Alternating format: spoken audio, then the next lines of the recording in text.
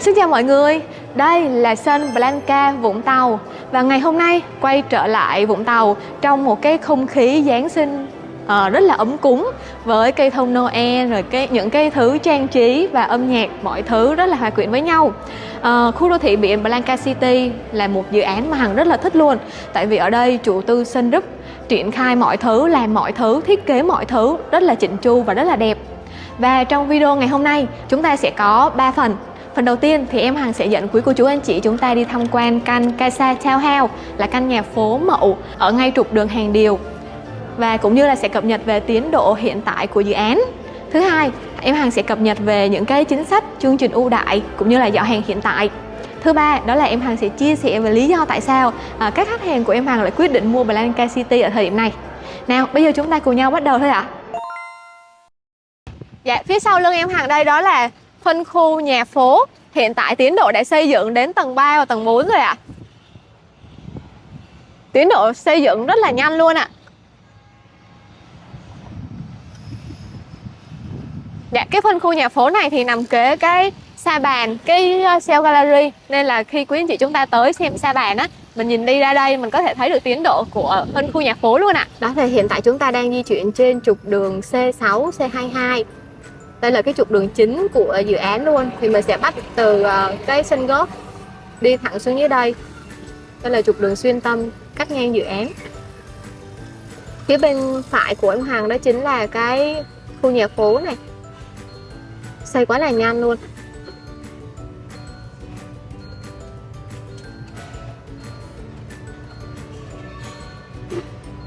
Tháng 10 năm 2026 là còn 10 tháng nữa thôi.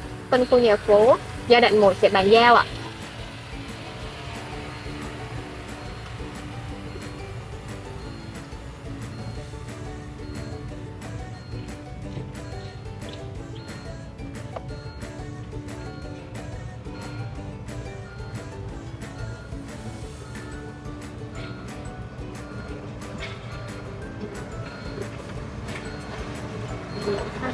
Hiện tại mình đang di chuyển trên trục đường Hàng Điều, lộ giới 50m. Đây là một cái trục đường mà kết nối đến 3 trục đường chính của thành phố Vũng Tàu luôn. Cấm đậu xe thì mình đậu xe ở đâu ta? Chắc sẽ di chuyển con kia đậu xe xong rồi mới phải đi lội bộ qua đây.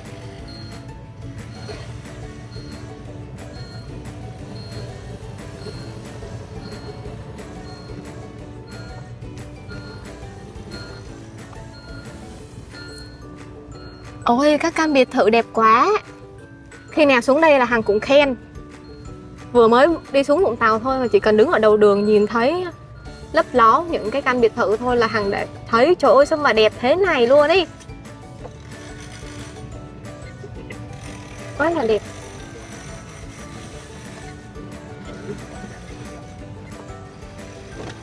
Dạ, anh ơi, đi vào nhà mậu bên nhà phố ấy, để xe bên này hả anh? Đăng ký chưa? Đăng ký rồi ạ? Chạy cái sát lề phải nha, sát vào. Dạ ok. Dạ quý cô chú anh chị ơi, gần biển, gió biển mát quá, gió thổi nãy giờ liên tục luôn. Hiện tại thì em Hằng đang có mặt ngay trục đường Hàng Điều, lộ giới 50m. Đây là một cái trục đường chính của khu đô thị biển. Trục đường này chúng ta sẽ cắt với 3 trục đường chính của thành phố Vũng Tàu. Ở phía bên trên, ngay cái chỗ mà đèn xanh đèn đỏ, ở trên đó thì sau này sẽ là một cái cổng chào. Những cái căn bên này thì sẽ là các căn nhà phố nè, bên kia thì sẽ là các căn biệt thự song lập. Những cái căn mà nằm ở trên cái trục đường này thì sau này là ở khách du lịch hay là cư dân mà muốn đi vào trong khu đô thị thì đều phải đi qua cái trục đường này. Cho nên những cái căn mà nằm trên cái trục đường này sẽ có cái tiềm năng tăng giá cũng như là cái giá trị vô cùng lớn luôn. Và cái việc mà tận dụng khai thác kinh doanh cho thuê cực kỳ là tuyệt vời luôn ạ. Thì trong video trước là em Hằng có quay bên trong cái căn villa mậu, villa song lập ở đối diện đằng kia luôn, căn villa góc. Cái căn này thì mình sẽ có cái kích thước điển hình là ngang 10, kết cấu là 1 tầng hầm và 3 tầng nổi. Những cái căn mà bên trục đường này á, các căn song lập thì giá sẽ khoảng tầm 33 cho tới 35 tỷ. Còn những căn nhà phố bên này với kích thước đó là ngang điển hình là 7, 1 hầm, 4 tầng nổi cao hơn một tầng so với các căn biệt thự. Thì các căn ở trên các căn nhà phố townhouse, casa townhouse ở bên này á thì sẽ có mức giá dao động là khoảng từ 28 đến 32 tỷ một căn. Và bây giờ thì chúng ta sẽ cùng nhau đi vào bên trong để xem cái căn casa townhouse này nha. Bây giờ mình sẽ xem kích thước của căn này trước. Cái này có diện tích, đây là một căn góc với diện tích đất là 187,2 m², diện tích sàn tổng cộng của 4 sàn, của 5 sàn là 673,2 m². Mình sẽ có đây, như mấy nãy em Hằng nói, mình sẽ có một tầng hầm này là thiết kế làm khu vực tầng giải trí nè. Rồi ở tầng trệt của chúng ta thì sẽ làm thiết kế làm quán cà phê nè. Ở đây thì cái tầng trệt của chúng ta là có độ cao nhất nè, là cao đến 4,65 m. Ở tầng số 2 thì mình sẽ làm phòng giống như kiểu phòng khách sạn á, phòng suite, phòng đôi. Tầng thứ 3 thì là làm phòng duplex, phòng đôi, tức là vận hành kinh doanh cho thuê. Tầng 4 là gia đình, phòng đôi. Có một anh khách hàng có chia sẻ với Hằng á là cái kích thước ngang bãi này rất là lớn luôn. Tại vì đây là một cái kích thước mà gọi là lớn trong những cái dự án mà bán gần đây á, thì đây là một cái kích thước mà với căn nhà phố gọi là chắc là lớn nhất luôn ấy, ngang bãi. Nhưng mà có một cái đặc điểm ở căn nhà phố của casa, đó chính là như căn biệt thự song lập á với lại biệt thự đơn lập á thì chúng ta có cái diện tích ngang là 10, nhưng cái diện tích xây dựng của mình là mình thuộc hai bên hông. Với căn nhà phố thì chiều ngang của chúng ta là 7 m thì chúng ta sẽ xây dựng hoàn toàn với chiều ngang là 7 m luôn. Cho nên là nó sẽ tối đa cái công năng khai thác kinh doanh cho thuê, vận hành. Rồi bây giờ thì chúng ta sẽ cùng nhau đi vào bên trong để tham quan cái căn nhà phố này nha. Với căn nhà phố này thì chủ tư thiết kế cho chúng ta một cái hệ cửa lùa.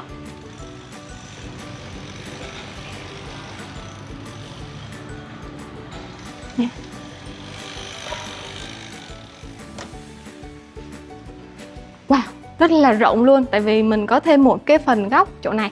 Với các căn điển hình á, ngang bãi thì nó sẽ đâu đó là tới dọc phần này thôi. Còn với căn góc thì mình sẽ có thêm một cái phần diện tích ở bên này. Nhìn rất là rộng luôn ấy.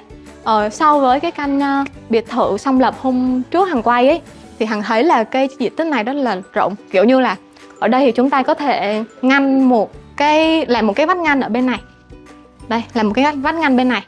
Thì cái cửa hướng bên này cái cửa hướng bên này thì chúng ta tầng hầm, tầng 1, tầng 2 thì mình để cho thuê. Còn tầng thứ 3, thứ 4 thì mình để ở. Làm một cái vách ngăn như thế này thì sẽ là lối đi cho gia đình vào cuối tuần. Mình tới đây mình nghỉ dưỡng. Trong khi đó, các ngày trong tuần thì mình vẫn có cái dòng tiền cho thuê. Hôm nay những cái ngày Noel, cho nên là chủ tư có những cái thiết kế rất là Noel luôn ạ. Rồi bây giờ thì chúng ta sẽ cùng nhau đi tham quan một vòng cái tầng trệt này nha.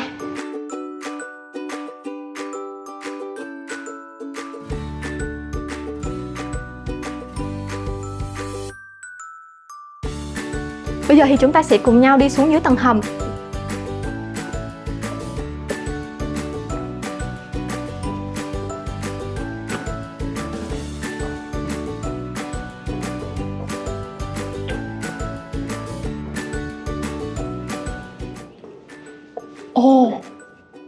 Ở đây là tổng cộng mình sẽ có, đây là một phòng này, đây là 2 phòng, phòng này bự và phòng toilet bên này nữa. Hằng có cảm giác là rộng gần như là kiểu gần gấp đôi so với lại căn song lập luôn ấy. Rồi bây giờ thì mình sẽ đi qua bên này. Chỗ này thì chúng ta có thể làm một cái phòng kho nhỏ nhỏ này. Wow, rộng quá. Ôi dồi ôi, thế này sao mà chịu được. Đây sẽ là phòng karaoke.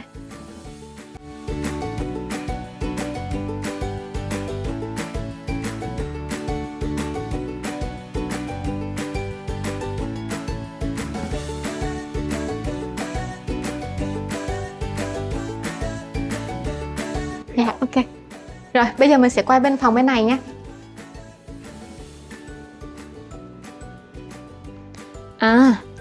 Đây là phòng pizza. Chủ nhà, đây là chủ tư có tận dụng thêm là mình sẽ làm cái quầy bar rượu ở đây luôn ạ. Đó là vừa ngồi để rượu trong này, trưng bày rượu, lấy rượu ra ngồi nhâm nhi, trò chuyện. Rồi bánh pizza. Ở phía trong này thì lại còn nữa này. Trong này thì chúng ta có thể làm thành một cái khu vực thể thao, hay là đá banh bằng tay. Cái phòng này rộng đấy.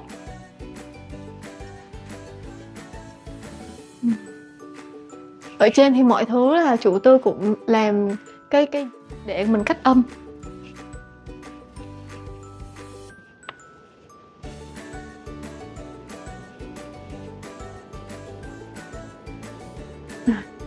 Bên đây thì chúng ta sẽ có thành 2 phòng vệ sinh luôn.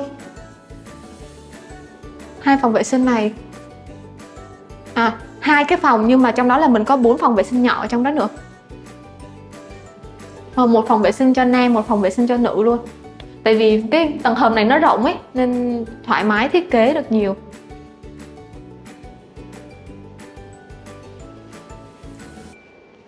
Rồi, ok, bây giờ mình sẽ đi di chuyển lên trên tầng 1 nha.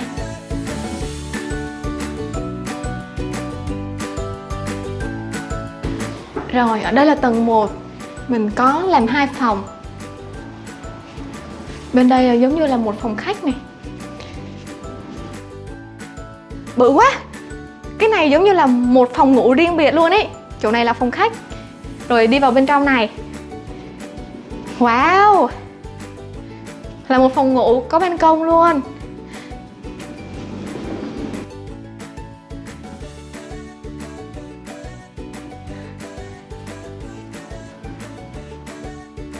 Ở bên đây là một cái phòng tắm. Ở đây là chủ tư làm ra cái ban công. Rồi phía bên này là khuôn cửa kính là cái phòng tắm, mình có thể kéo rèm xuống. Cái phòng này bự quá. Rồi bên này là một cái phòng. Wow, đẹp quá. Đây là bồn tắm. Cảm giác cái căn này nó rất là rộng luôn ấy. Ngay bồn tắm của chúng ta. Đây, tắm xong quấn khăn mình đi ra đó là mình lại ngắm view nữa.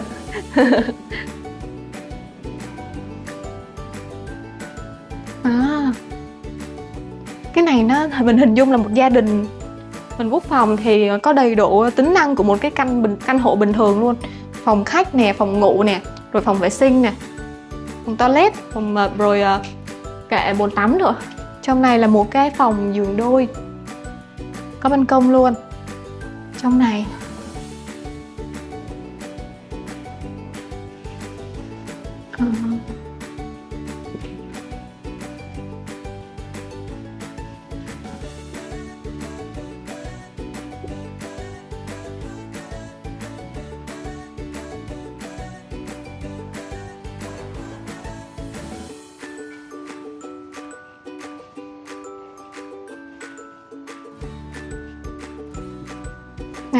trong này là phòng toilet ạ.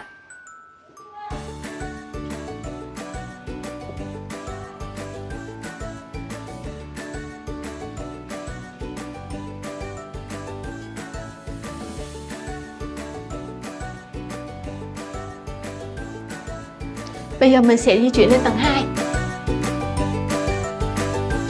Đây, tầng 2 phía bên này chúng ta sẽ có một phòng. Trong này là một cái phòng toilet này. Rồi ở đây là phòng ngủ cũng có ban công rất là rộng luôn.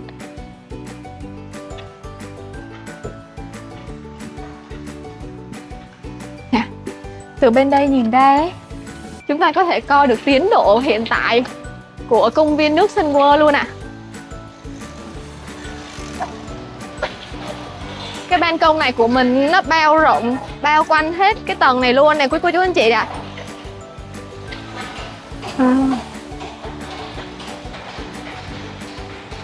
Dạ. Đấy, ở trên này là quý cô chú anh chị chúng ta có thể thấy là gần ngay biển ấy, đằng xa kia của mình là biển này. Có những cái ống nước mà nhiều màu sắc đó thì là khu công viên nước ấy. Hiện tại là đã xây dựng tiến độ là bắt đầu lắp ráp những cái game, những cái trò chơi rồi. Ngày 15 tháng 1 năm 2026, tức là 15 ngày nữa thôi, thì công viên nước sẽ được nghiệm thu. Và ngày 15 tháng 2 2026 thì công viên nước sẽ đi vào vận hành và chúng ta sẽ được chơi công viên nước, công viên Sun World ở tại Vũng Tàu rồi ạ. Phía dưới này mình có thể nhìn thấy được tổng quan của cái đường hàng điều luôn ạ. Đường này thì sau này chủ tư sẽ trồng rất là nhiều loài hoa Việt Nam, loài hoa Pháp, loài hoa của Tây Ban Nha, Bồ Đào Nha. Mọi thứ dường như là đang rất là hối hả để kịp cho cái thời điểm mà công viên nước vận hành, cũng như là bàn giao những cái sản phẩm đầu tiên, những cái sản phẩm nhà phố biệt thự đầu tiên. Đấy, bên này cái này là tầng trệt, mình lên tầng 1 rồi, đây là tầng 2. Và chúng ta sẽ có một phòng ở đây, một phòng ở đây, một phòng ở đây, tổng cộng có 3 phòng. Mà 3 phòng này thì cái ban công nó bo trải dài luôn ấy. Đẹp quá. Ở đây thì chủ tư thiết kế rất là hay ha. Tận dụng hầu như là mình ít cái khoảng tường ấy, đa phần sẽ được thay thế bằng là khoảng cửa hoặc là khoảng gương để giúp cho cái tầng này nó sáng nhất có thể, đón được nhiều ánh sáng nhất có thể. Đây là phòng thứ 2 của tầng 2. Trong này là có toilet luôn.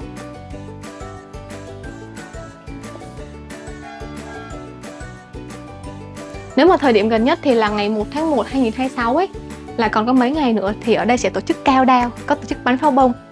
Mà nhắc tới pháo bông thì là gọi là Sun Group là độc quyền luôn ấy. Những cái màn trình diễn pháo bông rất là đẹp mắt mà Hằng từng xem ở trên TV ở Đà Nẵng mà Sun Group tổ chức. Hầu như là một phòng nào cũng đều có một phòng vệ sinh. Trên này là có 3 phòng thì cả 3 phòng đều có một phòng vệ sinh. Đây là một cái giường đôi luôn. Đây ban công.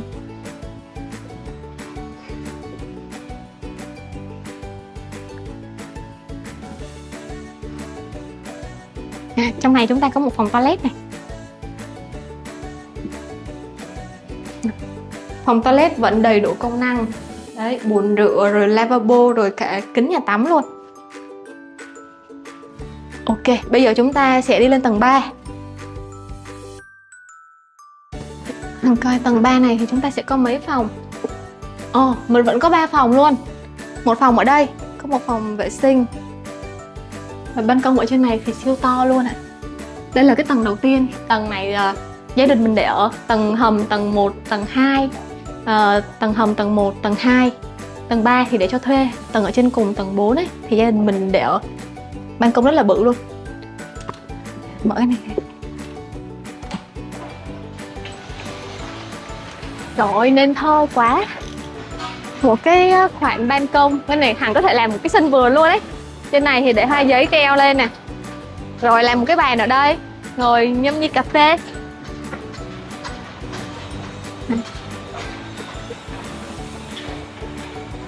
Quý cô chú anh chị nào mà chúng ta thích những cái sản phẩm mà gọi là thiết kế lạ, rồi thiết kế đẹp và gọi là độc nhất vô nhị ở tại cái khu vực đó và là một cái điểm đến quốc tế á, thì quý anh chị chúng ta sẽ chọn Sun Group. Ở đây mình có thể thấy là cái lớp sơn của mình là sơn 5 lớp để chống muối biển, và còn sơn theo cái kỹ thuật sơn dạ cổ trường tồn theo thời gian nữa. Mình sờ lên cảm giác rất là chắc chắn luôn. Rồi những cái thiết kế như là gạch này, rồi cái cột này, rồi cái mái ngói này, tất cả đều được thiết kế bằng thủ công hết.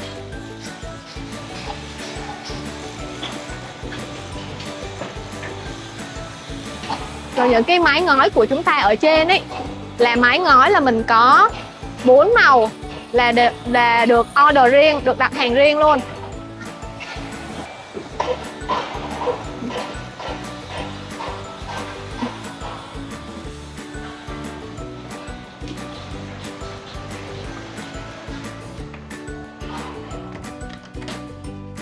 Rồi bây giờ mình sẽ đi qua phòng tiếp theo. Tức là trên tầng này thì mình đang thiết kế là một cái cửa chính đi vô đây thì mình sẽ có 2 phòng tách riêng ra, có thể làm thành căn 2 phòng ngủ. 2 phòng ngủ, một vệ sinh.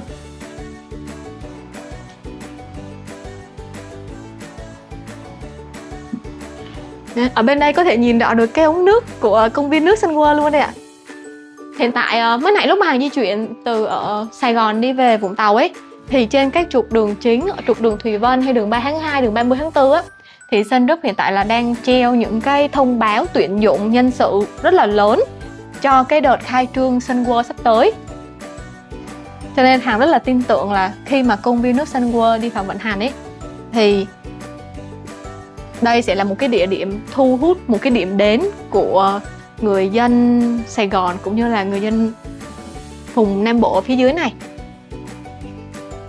Và tới ngày 15 tháng 2 2026, khi mà công viên nước Sun World đi vào vận hành, bắt đầu là đón một lượng khách du lịch đông về rồi ấy, thì chắc chắn chủ tư họ sẽ đóng giỏ hàng và họ sẽ cắt bớt các chương trình ưu đãi. Cho nên quý anh chị nào chúng ta đang quan tâm đến nhà phố cũng như là biệt thự của Blanca City thì mình nhanh chóng tìm hiểu sớm để có thể có những cái suất mua sớm với giá tốt và nhận được nhiều ưu đãi nhất nha.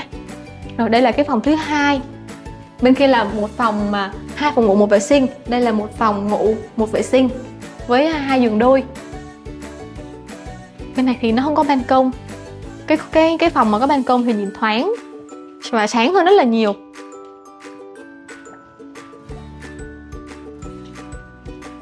Nhưng mà phòng này vẫn rộng. Ok. Rồi, bây giờ em Hằng sẽ di chuyển xuống dưới tầng trệt để chia sẻ về những cái chương trình ưu đãi, chính sách bán hàng và giỏ hàng hiện tại của Blanca City nha. Đi xuống được không ta? Rồi, đi bộ rồi. Dạ, phần thứ hai em Hằng sẽ chia sẻ về chính sách thanh toán, các chương trình ưu đãi cũng như là giỏ hàng hiện tại của phân khu cao tầng cũng như là ở phân khu thấp tầng. Chúng ta vẫn sẽ có 3 chương trình thanh toán. Thứ nhất là thanh toán sớm, thứ hai là phương án thanh toán theo tiến độ, thứ ba là phương án thanh toán hỗ trợ vay ngân hàng. Khách hàng khi mà mua sản phẩm của Blanca City thì chúng ta sẽ được cái chiết khấu là với khách hàng thân thiết của Sun Group, đã sở hữu sản phẩm của Sun Group á, thì mình sẽ được chiết khấu là từ 1 đến 2%. Với cái dòng sản phẩm thấp tầng, chúng ta sẽ có sự thay đổi như sau. Với phương án thanh toán sớm thì mình sẽ được chiết khấu là 12%.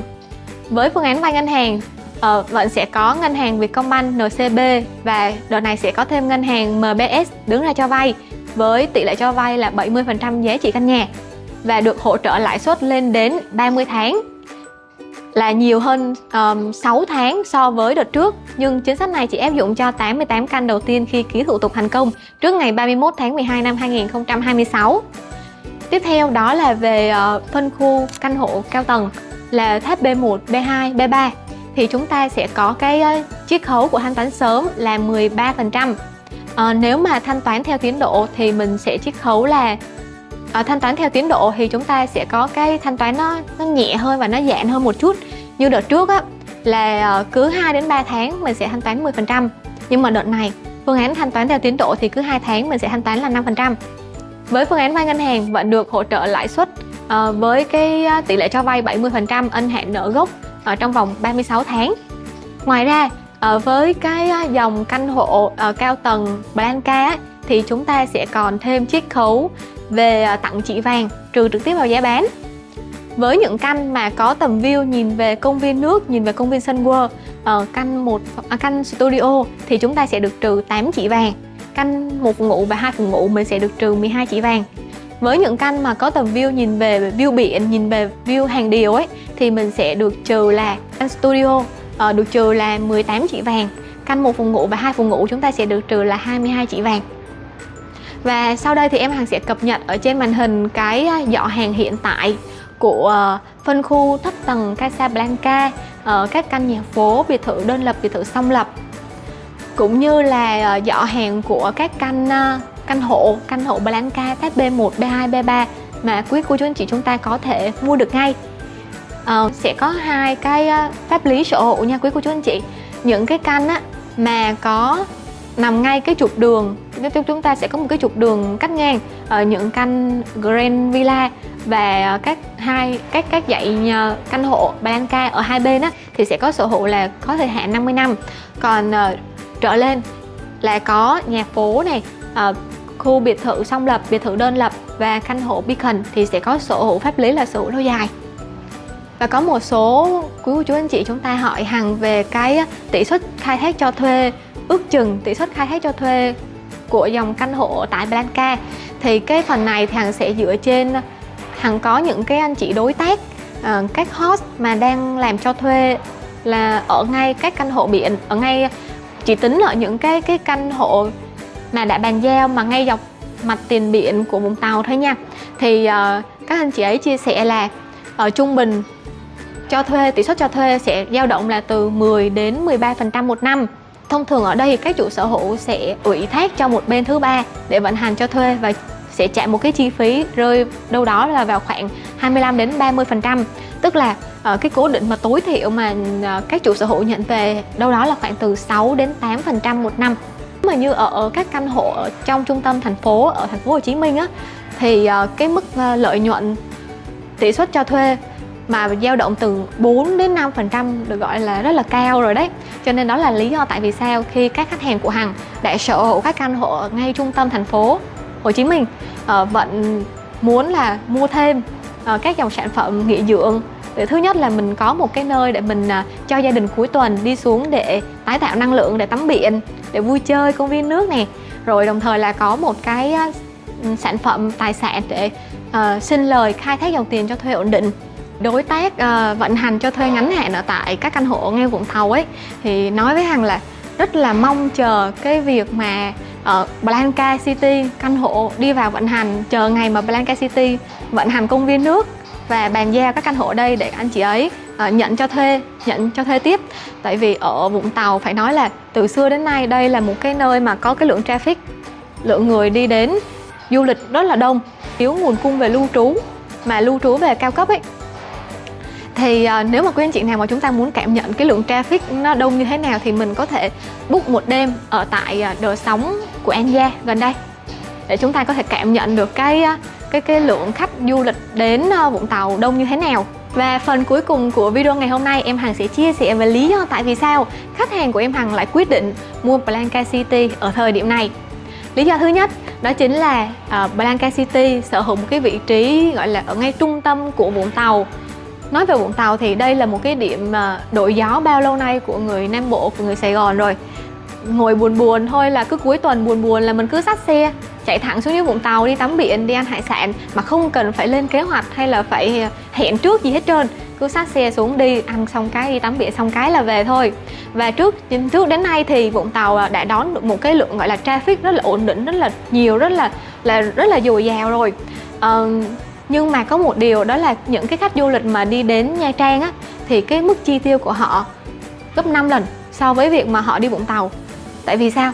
Vì ở Vũng Tàu của chúng ta thiếu một khu vui chơi, thiếu một cái địa điểm mà người ta tới để mua sắm, ăn uống giải trí, thiếu một cái khu gọi là lưu trú cao cấp, để thiếu một cái nơi để người ta xài tiền ấy. Đó, cho nên là cái khi mà Sun Group đến Vũng Tàu để phát triển nên Blanca City thì ở đây là chủ tư đã tạo nên hai cái điểm nhấn. Điểm nhấn thứ nhất đó chính là cái công viên nước ở ngay chính giữa trung tâm của khu đô thị, quy mô rất là lớn, phải gọi là lần đầu tiên ở Vũng Tàu xuất hiện một cái công viên nước hoành tráng như thế này, đến 15 hectare. Chúng ta có 21 cái trò chơi, mà 21 trò chơi này là có những cái trò chơi lần đầu tiên xuất hiện ở tại Việt Nam và tại Đông Nam Á luôn. Bên trong cái công viên nước này của chúng ta thì sẽ còn có những cái dòng sông lười này, rồi các cột bể tạo sóng, tạo cái sóng đô rất là cao, rồi có những cái khu nhà hàng Nam Bộ, rồi những cái khu rừng, rồi mọi thứ nhìn rất là cái nét văn hóa của Nam Bộ hồi xưa. Cái điểm nhấn thứ hai đó chính là có một cái trung tâm thương mại mặt biển kéo dài 800m lần đầu tiên xuất hiện tại tại Vũng Tàu. Một cái trung tâm phải gọi chắc là lần đầu tiên ở tại Việt Nam luôn. Một cái trung tâm thương mại mà mặt biển lớn như thế sẽ quy tụ rất là nhiều thương hiệu nổi tiếng về đây để kinh doanh, đặt gian hàng. Và lý do thứ hai đó chính là cái sự tính khan hiếm và pháp lý sở hữu lâu dài của sản phẩm. Thì ở ngay khu đô thị Blanca City, cái dòng sản phẩm thấp tầng Casa chỉ chiếm khoảng tầm 10% nguồn cung thôi. Nguyên một cái dự án chỉ có khoảng tầm hơn 900 căn thôi. mà lại còn được sở hữu lâu dài. Khi mà những cái khách hàng, những cái anh chị mà chúng ta đang muốn tìm kiếm một cái sản phẩm bất động sản biển, gần biển để mình cho gia đình vào mỗi cuối tuần về đấy nghỉ dưỡng, vui chơi, rồi để tái tạo năng lượng, thì chúng ta luôn gặp một cái rào cản, đó chính là khi mà tìm các bất động sản ấy luôn luôn là có cái pháp lý sở hữu có thời hạn. Và khi Casablanca ra mắt, nó đã giải quyết cái cơn khát về cái sự khan hiếm về cái dòng sản phẩm bất động sản gần biển mà có cái pháp lý sở hữu lâu dài. Nếu như mà ở ngay khu vực miền Nam á, sẽ có hai tệp khách hàng. Thứ nhất á, là những anh chị khách hàng mà chúng ta thích những cái dòng sản phẩm mà nó riêng tư, biển đẹp hơn một chút, và thích gọi là yên tĩnh hơn á, thì chúng ta sẽ có xu hướng chọn về hướng Hồ Tràm. Thì còn những anh chị nào mà chúng ta muốn một cái nơi mà nó phải ở trung tâm, nó phải nhộn nhịp, ca hát nhảy múa, nhiều khu vui chơi và nó mang tính thương mại hơn, thì chúng ta sẽ chọn Vũng Tàu. Ở Hồ Tràm thì là vì là cái quỹ đất về thương mại dịch vụ, nên là khi mà mua thì chúng ta sẽ thấy là pháp lý sở hữu có thời hạn 50 năm này, 70 năm. Và có chị khách hàng có chia sẻ với Hằng á, là chỉ có một căn beachfront villa mua ở Hồ Tràm á, thì hiện tại là chị đã đạt được cái mức lợi nhuận là 50% lợi nhuận trên cái số vốn bỏ ra. Mà đấy là sản phẩm sở hữu có thời hạn nha. Còn Blanca City của chúng ta, Casablanca sở hữu lâu dài, thì cái giá trị, cái mức tăng trưởng trong tương lai em Hằng nghĩ còn cao hơn nhiều như vậy nữa. Và lý do thứ ba đó chính là chủ tư Sun Group triển khai Blanca City rất là có lợi cho khách hàng, khi mà sẽ vận hành và bàn giao tất cả các tiện ích trước khi mà bàn giao các dòng sản phẩm từ nhà phố đến căn hộ đến cho khách hàng. Gần nhất thì sẽ là ngày 1 tháng 1 2026, chủ tư sẽ tổ chức cao đao bắn pháo hoa ở tại đây.